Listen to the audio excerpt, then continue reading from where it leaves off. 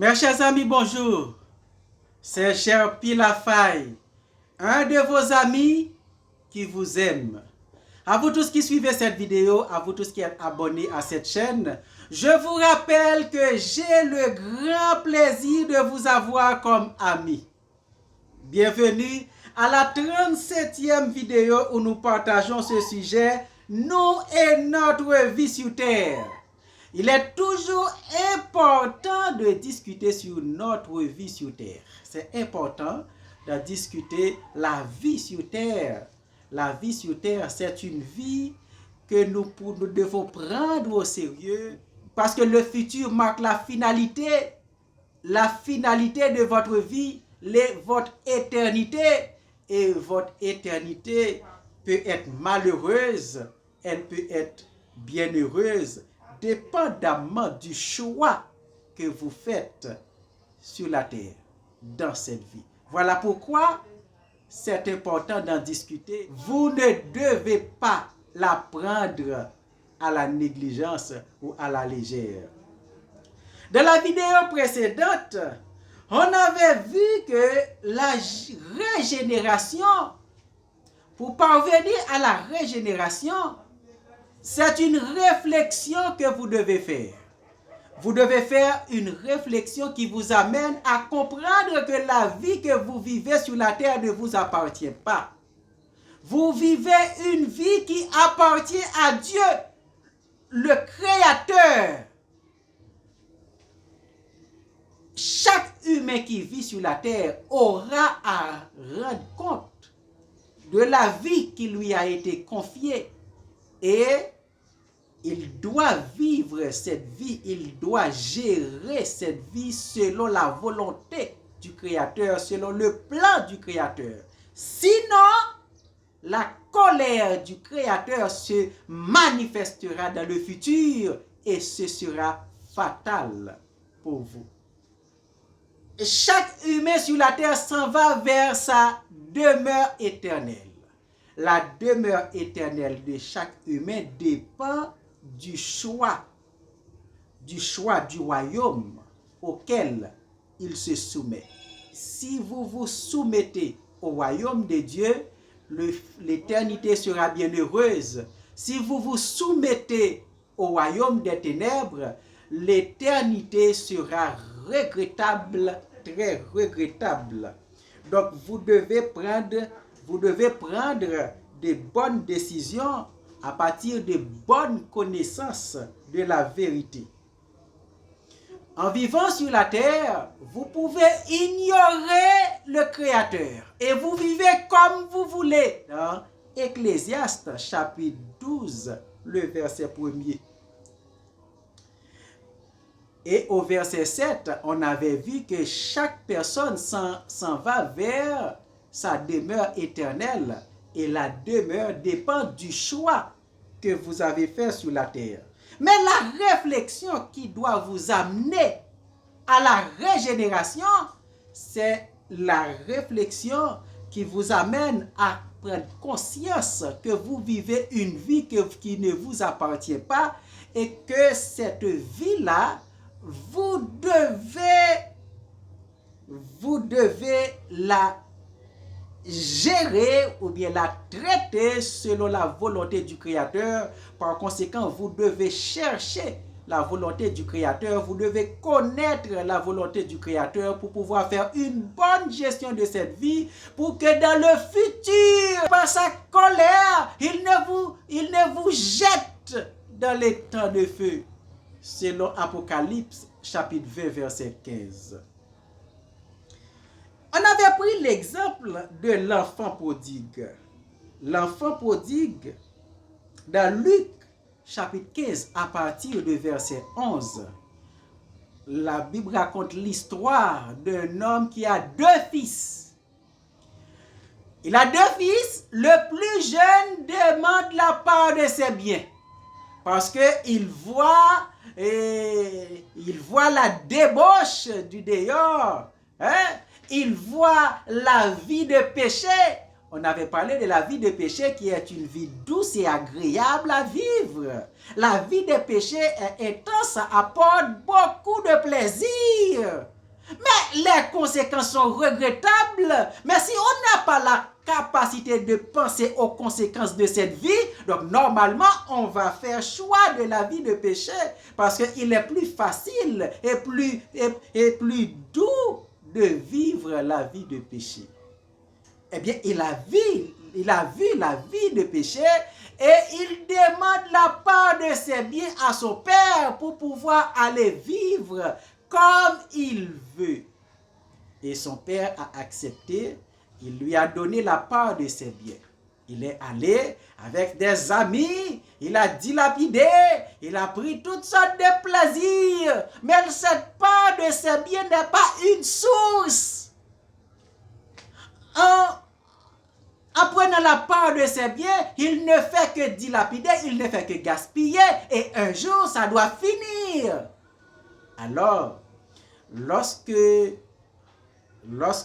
temps passe et il prend tous ses plaisirs avec ses amis, les amis qui sont venus, ce ne sont pas réellement des amis. Hein? C'est l'ennemi qui se déguise en ami. Oui, l'ennemi se déguise très souvent pour prendre la forme qui peut vous séduire. Il peut prendre la forme qui répond à vos désirs pour pouvoir vous séduire. Eh bien, il s'est déguisé en ami et ils ont dilapidé les biens de l'enfant. Et lorsque les biens ont pris fin, tous les amis disparaissent. Et l'enfant se trouve seul dans la misère, dans la souffrance, dans la nudité, dans la rue. Il n'y a pas de logement, il n'y a personne. C'est dur. Il n'y a plus de biens et il s'était séparé de manière regrettable de son père. Il est livré à lui-même. Finalement, il a trouvé quelqu'un qui lui donne un emploi. Quel emploi? C'était pour nourrir des pousseaux, pour nourrir des porcs. Alors que, dans le contexte que cette histoire est racontée, nourrir des porcs, c'est la plus grande humiliation. Car l'histoire est racontée dans le contexte de l'histoire juive. Et pour les Juifs, les porcs sont des animaux impurs. Et c'est ainsi que, dans sa misère, dans sa souffrance énorme, il pense à la maison de son père, où il y a l'abondance, où il y a la vie, toutes sortes de nourriture. Et voilà qu'au moment où il se trouve, il est privé de tout. Et privé de tout, c'est la souffrance extrême. Il se met à faire une réflexion. Une réflexion que nous trouvons au verset 17 à 19 dans Luc chapitre 15. Il est écrit, étant rentré en lui-même, il se dit, combien de mercenaires chez mon père ont du pain en abondance, et moi ici, je meurs de faim. Je me lèverai, j'irai vers mon père. Je lui dirai, mon père, j'ai péché contre le ciel et contre toi. Je ne suis pas digne d'être appelé ton fils. Traite-moi comme l'un de tes mercenaires. Il fait cette réflexion. Et c'est cette réflexion qui va l'amener à son père. C'est la régénération. Il pense à la maison de son père. Donc, lorsqu'il était dans la maison de son père, étant jeune, il vivait les bénédictions de son père, la protection de son père. Il mangeait les nourritures de son père, mais pourtant, il n'avait aucun égard, ni aucun respect pour son père. Il n'en avait aucun, seulement il jouissait des bénédictions. et jusqu'à ce que il s'en est séparé et il fait face à la situation la plus difficile à cause de ce mépris pour son père. Eh bien, il en est de même pour tous les humains sur la terre qui vivent leur vie comme ils veulent, sans penser au Créateur, sans respect pour le Créateur. Ils vivent la vie de Dieu, ils mangent la nourriture de Dieu, ils jouissent des bénédictions de Dieu sur la terre. Mais pourtant, ils n'ont aucun respect pour Dieu. Ils pataugent dans toutes les abominations, dans toutes les immoralités qui sont contraires à la volonté de Dieu. Ils n'ont pas la capacité de faire cette réflexion. Mais la vie que j'ai sur la terre, c'est la vie de Dieu. Et pourquoi cette vie est abondante sur la terre? Pourquoi j'ai droit à cette vie abondante? C'est à cause des justes qui sont autour de moi. Lorsque les justes sont sur la terre, la vie est abondante et tout le monde en profite, même ceux qui n'ont aucun respect pour Dieu.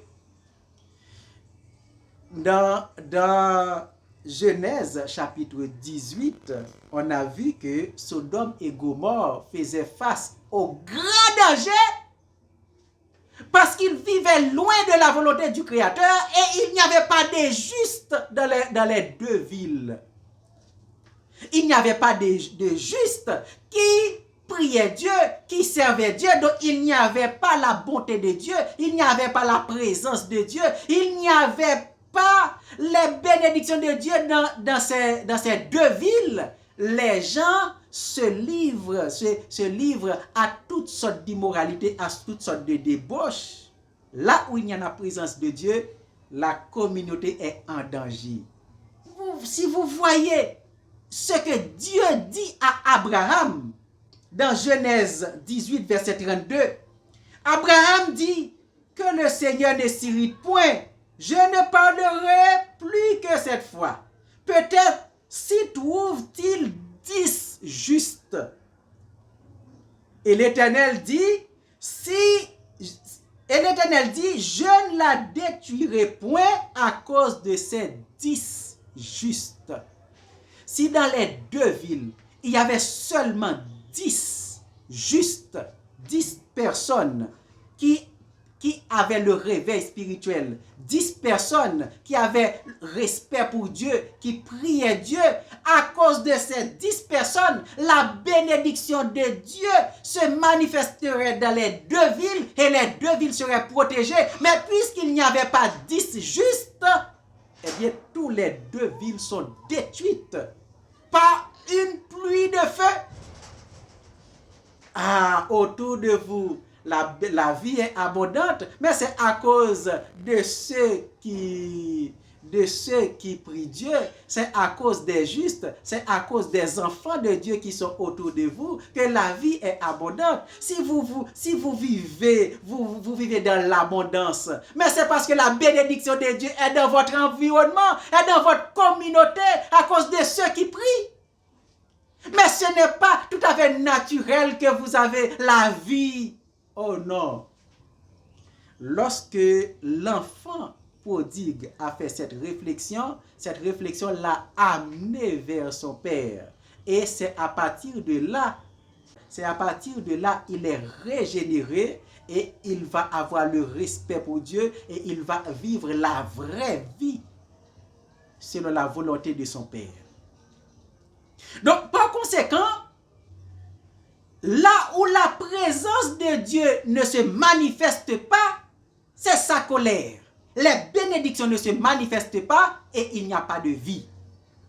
Là où, si sur la terre, on vit l'abondance, on vit la vie d'abondance, on a la vie, c'est grâce à la bénédiction, c'est grâce aux bénédictions de Dieu qui se manifestent pour ceux qui vivent, pour ceux qui prient, pour ceux qui se soumettent à la volonté de Dieu. Mais un jour, tous ceux qui se soumettent à la volonté de Dieu, ils ne seront plus sur la terre. Et à ce moment-là, la présence de Dieu ne sera plus et l'homme fera face à la grande tribulation. Des souffrances que l'homme n'a jamais connues sur la terre dans toutes ces histoires. Parce que là où il n'y a pas de présence de Dieu, il y a l'enfer. Il y a la souffrance énorme. Donc, si vous vivez votre vie sur la terre et que votre vie est heureuse, c'est grâce à la bénédiction de Dieu permettant à l'homme de vivre la vraie vie, la vie dans sa vraie définition. Dans la prochaine vidéo, on en parlera davantage sur l'importance et la nécessité de faire cette réflexion qui amène à la régénération.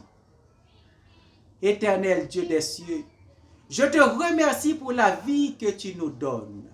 Je te remercie pour tous les amis que tu m'as donnés sur les réseaux sociaux et que nous avons le privilège de partager ta parole. Permettre, oh Dieu, que toutes ces paroles soient utiles pour prendre de bonnes décisions. Que mes amis puissent utiliser toutes ces paroles à bon escient pour pouvoir prendre les décisions judicieuses pour le bonheur de leur vie, de leur famille. Au nom de Jésus, je te prie. Abonnez à la chaîne, partagez la vidéo, ajoutez un like et dans vos commentaires, faites part de vos appréciations ou de vos questions. Et que Dieu vous bénisse. À la prochaine.